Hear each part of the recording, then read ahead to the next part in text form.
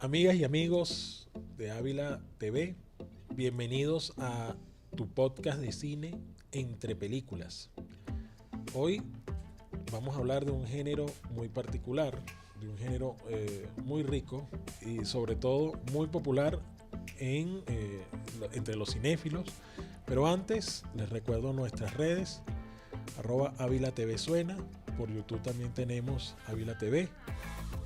Tenemos en nuestro Instagram @entrepelículas 2022 y mi red personal @ItacaNáufrago por Twitter, Náufrago de Ítaca por Instagram, Mariana Yepes en Instagram y Twitter, hablando hoy de la ciencia ficción. Sí. Este género, además de ser uno de los géneros más prolíficos, uno de los géneros más taquilleros también, lo hemos visto recientemente, sobre todo por el fenómeno Marvel, por el fenómeno DC, Disney mismo ha sido... Pixar también podemos incluirlo. Pixar, que con, digamos, la ciencia ficción tiene algo importante porque está relacionado a la fantasía.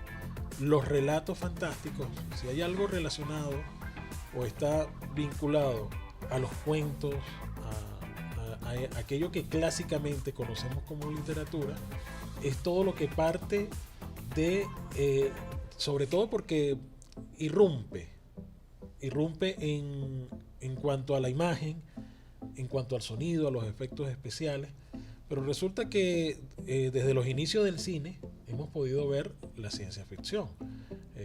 No podemos olvidar una película como Metrópolis, por ejemplo. Viaje a la Luna también, Frankenstein. Sí, son películas que son desde el inicio, el origen del cine. Pero también podemos hablar de las distopías o de las utopías, de las ucronías. Todo esto ha hecho que la industria del cine, no solamente Hollywood, te podrás impresionar, Mariana, de que en la Unión Soviética se hizo ciencia ficción. Por supuesto. Estoy hablando de los inicios del cine, estoy hablando de los años 30, 40. No nos llegaban esas películas a Occidente. Yo tengo varias favoritas, por ejemplo, de lo que ha sido los clásicos del cine, que puedo considerarlo pues también dentro de la ciencia ficción. Hay una película en particular que se llama El Gabinete del Dr. Caligari. Sí, esa es una película. Yo la puedo tomar también muy como colorida. Exactamente, muy colorida, con pero a un nivel toque de personajes. Así es, y con un guión además estupendo. Creo que es de esos guiones sorpresa que comenzaron a verse pues dentro de la industria del cine, entre comillas. Pero vamos a hablar también de los clásicos de ciencia ficción. Bueno, mira, una que le hace contraste al Gabinete del Dr. Caligari es La Isla del Dr. Moreau, que hicieron 3 versiones. La última... Renoir también fue un pionero, además, pienso yo, dentro del género de el la mismo ficción. Cecil B. DeMille. La regla del juego de Renoir además toca varios géneros cinematográficos también.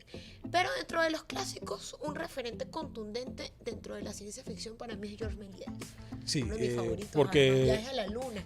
Georges Méliès es quien logra ver los trucos o los efectos especiales que se pueden hacer con las cámaras, con los movimientos de los objetos, con las transposiciones.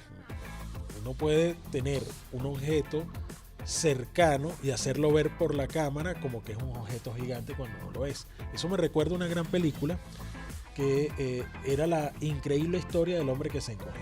O sea, esa película de los años 50 es impresionante. Yo la veo hoy día, que luego la versionaron con los años 90 con Querida encogía a los niños.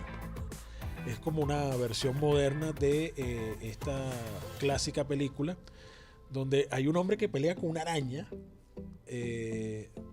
Ahí aparecen objetos gigantes, o sea, para la época era difícil poder recrear todo eso, lápices, vasos, o sea, él aparece junto a un vaso, junto a una taza, junto a un lápiz, y es impresionante porque por mucho que se pudieran hacer efectos con cámara, como se hizo por ejemplo con el Mago de Oz, la primera versión del Mago de Oz. El famoso Mago de Oz. Sí, recordemos que no era fácil tampoco a nivel de fabricar cosas en ese entonces para que se vieran gigantes. Bueno, pero es que el conocido tema, no recuerdo ahorita el nombre del personaje principal del Mago de Oz, la niña de las trenzas. Sí, también me agarraste en eso. Vamos a consultárselo entonces a nuestros usuarios, a nuestros televidentes. El nombre de la niña del Mago de Oz. Ahorita, bueno, también lo vamos a buscar por allí. Pero hablando del Mago de Oz, hay una versión que se hizo reciente, creo que fue hace unos 5 o 6 años. Donde sale Michael Jackson. Mila Kunis también hizo. Ah, sí, ese es más reciente. Pero hay una de Michael Jackson, Diana Ross, una versión del Mago de Oz negra. Y sigue además Hollywood homenajeando pues a los clásicos de la ciencia ficción. Me voy a Méliès de nuevo, Martin Scorsese con la invención de una película maravillosa. Además, un homenaje además no solamente a Georges Méliès, sino al cine como tal. Es una película muy rica además en efectos especiales, o sea, llevando ese antes y el después, el origen de todo. Con Georges Méliès. Sí, Georges Méliès, en definitiva, es quien abre ese gran abanico para la fantasía de lo que es el cine. Luego vienen grandes maestros, uno de los grandes maestros en este caso del cine fantástico, donde está también lo mitológico, está también digamos, lo que no tiene necesariamente que ver con el tiempo, porque hay películas que uno las califica de ciencia ficción, pero realmente lo que están es contando una historia clásica dentro de un escenario futuro. Muchas veces no obedecen al protocolo de la ciencia ficción. Partiendo entonces de ese punto, hablemos de Metrópolis. Bueno, Metrópolis es quizás una de las primeras distopías de la historia. Es una gran ciudad, estamos hablando de que en Nueva York comienzan a erigirse los rascacielos, empieza a verse una modernidad que para muchos es abrumadora, sobre todo para la gente que estaba llegando a Nueva York. Nueva York es una de las ciudades que más ha recibido en toda la historia inmigrantes.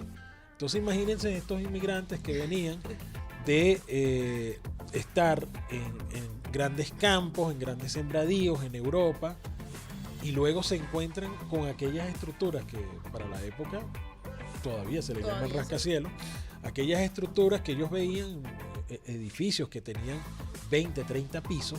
Lo que estaban acostumbrados eran cuando mucho a ver casas de 2 o 3 pisos, y en Europa lo más que había en edificios de 4 pisos. Claro, pero al menos con Metrópolis fue una película que hasta hoy en día el contexto no pierde vigencia. No pierde vigencia porque se está hablando primero de cómo un mundo donde no hay una real producción de lo material, estamos hablando de una producción más artificial. La gente o el escenario dentro de Metrópolis, para no caer en un spoiler, vayan a ver Metrópolis. Sí, bueno, la irán a ver, será por YouTube o en algún... Está disponible en varias plataformas. Sí, hay plataformas YouTube, que la tienen. De hecho, creo que la tenía, pero es una película de fácil acceso. Sí. Ahorita. Sí, no la podrán ver en el cine como la veíamos nosotros acá en la Cinemateca Nacional, pero Metrópolis tiene esa particularidad de cómo irrumpe la modernidad de una manera tan abrupta. Yo siento que lo único que le falta a Metrópolis es la pandemia de COVID. De resto, es un acertijo, pero una acertación total al contexto. Sí, es considerada la primera distopía de la historia. Pero vamos a hablar de quién funda la ciencia ficción.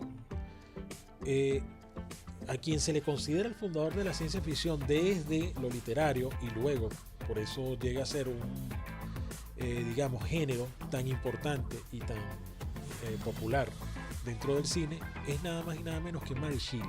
Mary Shelley, la escritora de Frankenstein. Frankenstein es la primera novela, considerada la primera novela de ciencia ficción de la historia, pero además está considerada también la primera distopía. Ella también escribe otra distopía, una distopía muy importante, que es El último hombre, que también fue llevada al cine en su momento, una obra, digamos, literaria muy compleja. Y a partir de Mary Shelley es que podemos soñar cosas distintas. Digamos, en el caso de la literatura, lo más que podíamos ver era el romanticismo, los thrillers, todo esto, pero digamos que Mary Shelley inaugura un género que es el género que luego se convierte en el género hegemónico en Hollywood.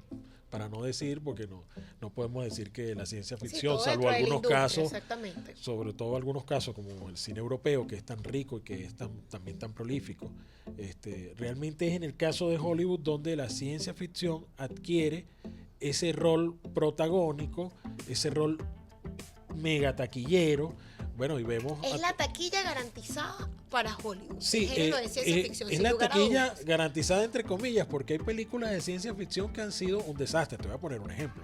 Kevin Costner cuando hizo, a mí no me pareció una mala película realmente. A mí no me pareció una película que pudiéramos decir, oye, qué desastre de película. Pero, cuando hizo Waterworld, una película de las más costosas de la historia para el momento. Todavía hoy hablar de 180 millones de dólares de costo en este momento todavía es muy alto. Es muy alto. Pero en ese entonces, cuando Kevin Costner hace esta gran distopía, donde las aguas cubren todo el planeta y la gente tiene que refugiarse en atolones artificiales, esta película logra un gran tema, es también un thriller, pero fue un desastre de taquilla. Otra película de Kevin Costner también de ciencia ficción. ¿Tienes algo contra Kevin Costner? No, creo al yo? contrario. A mí, por ejemplo, a mí la narrativa tanto de Waterworld como de El Mensajero. Son muy buenos guiones, pero Sí. que no supieron llevarse pues de la manera más adecuada. No, y además de la él industria. Además. Él tuvo muchos problemas a nivel de producción para producirla y hubo una crítica tan lapidaria, tan, digamos, que lo destruyó. Esas dos películas de Kevin Costner de ciencia ficción fueron destruidas por la crítica. La crítica no las aceptó porque primero decían, ¿cómo es posible que él haya gastado un poco de chatarra 180 millones de dólares? Que fue el caso de lo que pasó Pero precisamente. se gastaron con los 180 millones de Sí, dólares. se gastaron 180 millones de dólares en un presupuesto Así que es. luego no logró recuperar.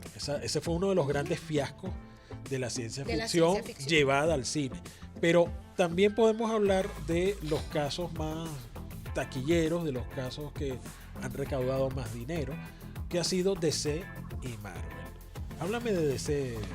Pero antes de hablar de DC y continuar además con nuestro análisis, @Ávila TV suena por nuestras redes sociales, @Entre Películas 2022, nuestro canal de YouTube, Ricardo. Bueno, ese es Ávila TV y mi red personal, @Ítaca Náufrago por Twitter, Náufrago de Ítaca por Instagram y, bueno, Y Mariana Yepes por Instagram y Twitter. Pero vámonos también, antes de hablar de DC y Marvel, a otros clásicos de la ciencia ficción. ¿Qué me dices de Terminator? Bueno, Terminator, James Cameron, ahí vemos. Yo me confieso, anti-Arnold Schwarzenegger, no me ha gustado nunca su cine, A mí no me gusta Terminator. A mí él como actor no me convence. Un rechazo total a Terminator.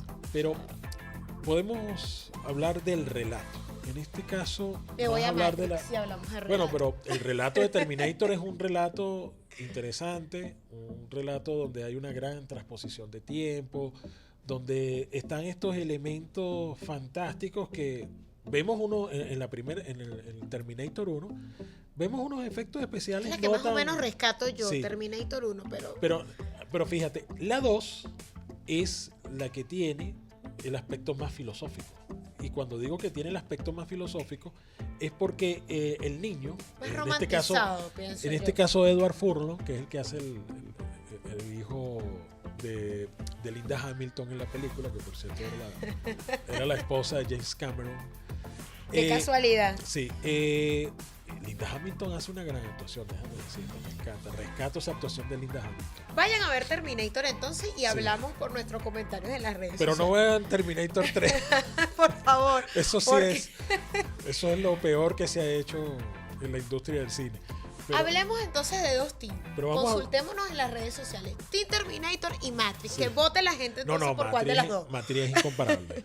Matrix, pero incluyendo la cuarta. Además, yo siento que Matrix juega muchísimo con varias cosas, los tiempos paralelos, la psicología, sobre todo. Sí, es una realidad existencial alterna. Yo fui muy reacia a Matrix hasta que decidí estudiar cine. Cuando vi Matrix en la universidad, los 3 primeros semestres me tocó analizarla tanto que me aburrí de Matrix.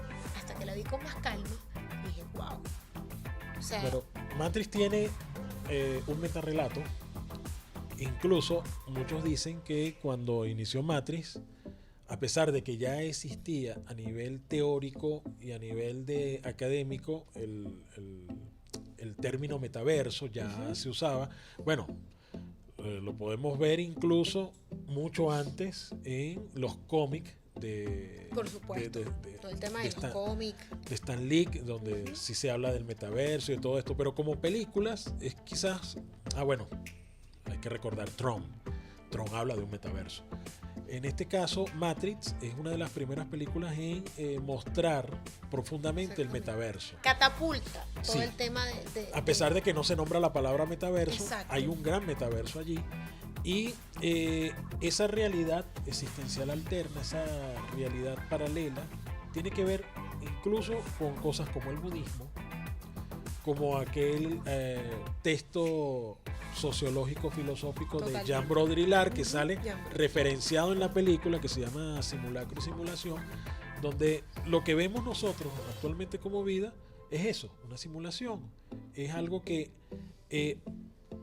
y muchos físicos teóricos que lo han probado a través de fórmulas dicen que esta vida que nosotros vivimos es una vida holográfica. Así es, pero además yo siento con Matrix que se marca un antes y un después de cómo contar la ciencia ficción, cómo hacer la ciencia No, ficción. difiero de ti porque antes de Matrix, creo que fueron 3 años antes, una película ¿Cuál que será? A ver. es una película que tiene conceptualmente hay un concepto similar al de Matrix, pero es anterior, que es la película de Alex Proyas.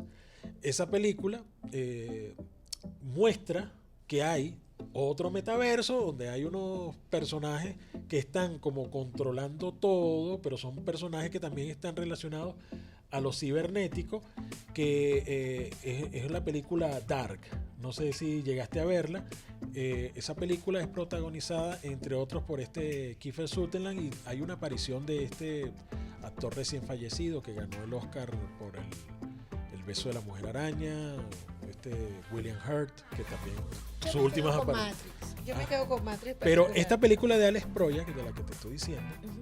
cuando a lo mejor no la viste o la viste y no la recuerdas, introduce el tema del metaverso, del multiverso, y es más o menos una trama similar a la de Matrix. Es más, esta película que es icónica, y Alex Proyas también hizo recientemente una película que no me gustó mucho, esta donde sale Gerard Butler, que es una película, digamos, relacionada a la mitología egipcia. Yo recuerdo que con el tema de Dark, con esa película que me estás comentando, muchos críticos decían, cinéfilos que han estudiado pues todo el tema de la ciencia ficción, decían que Matrix era una copia de Dark, recuerdo. Sí, en efecto, Que la si lo exacto. hablamos a nivel de concepto, sí. Porque Que Hollywood lo había industrializado con un personaje como Kenny Reeves, o sea, ya de catapultarlo más ¿sabías que, a un tema de industria. hablando de algo reciente, ¿sabías que el primer candidato, y eso es quizás el mayor fiasco de su historia, no hablando de dinero porque él ha ganado mucha plata, pero el primer Neo era Will Smith? Will Smith. El popular Will Smith en estos momentos Will con la Smith bofetada de rechazó el gran rehabilitado papel por el escándalo de su los historia, Oscar.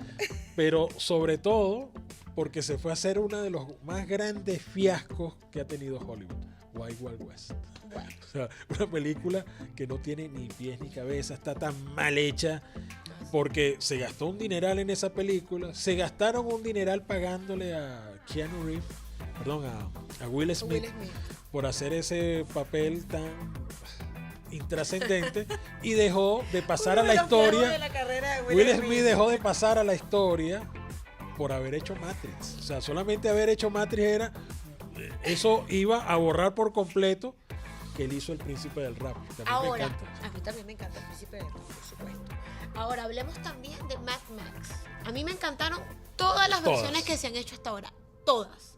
La última me parece genial, es una joya. Pero la primera de Mad Max tiene una gran particularidad. ¿Sabes cuánto costó la primera? ¿Cuánto Mad costó? A Max? ver. Lo que costó fue apenas $3.400.000. Eso Pero un fue presupuesto de Hollywood es muy poco. No, eso, claro, es una película hecha en Australia, pero es una gran película. Una gran Y película. además es el mismo director de esta misma, de esta misma Mad Max. Esta que protagoniza Charlize Theron y al hombre al que constantemente le ponen la máscara.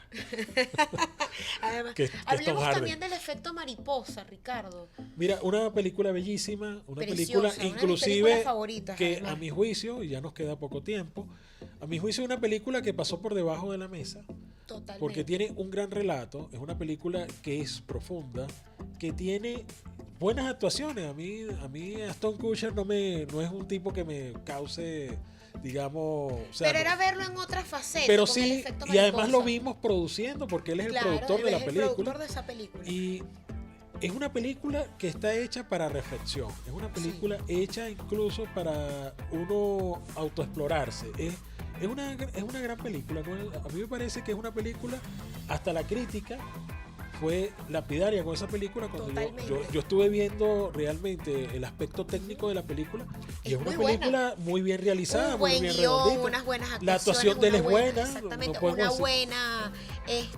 fotografía. Pero sobre todo es precioso. explica de una manera, digamos, tan ilustrativa qué es el efecto mariposa.